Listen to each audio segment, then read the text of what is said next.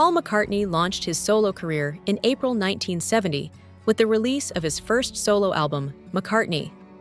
Within a month, the album climbed the charts, reaching #1 in both the United States and Canada, and securing the second spot in the United Kingdom. McCartney single-handedly recorded the entire album, layering each instrument through overdubbing, with occasional vocal support from his wife, Linda. Despite the personal achievement, the period during which the album was made was emotionally turbulent for him, as he was grappling with the disintegration of the Beatles.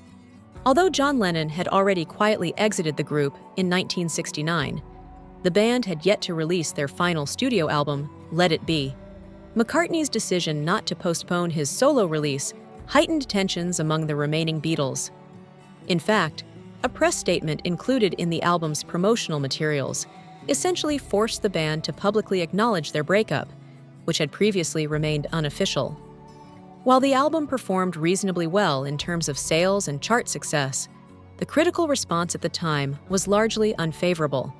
Many fans and reviewers held McCartney responsible for the group's breakup, blaming the release of his solo album despite Lennon's earlier departure.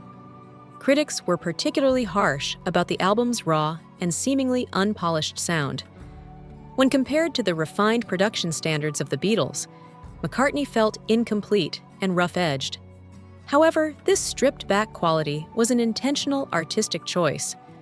Paul had deliberately adopted a lo-fi aesthetic, a decision that was met with resistance at the time.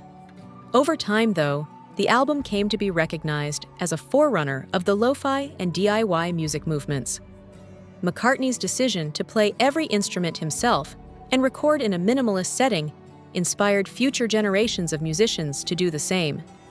It helped normalize self-produced music and laid the groundwork for the emergence of bedroom pop, where artists could craft full albums independently and inexpensively.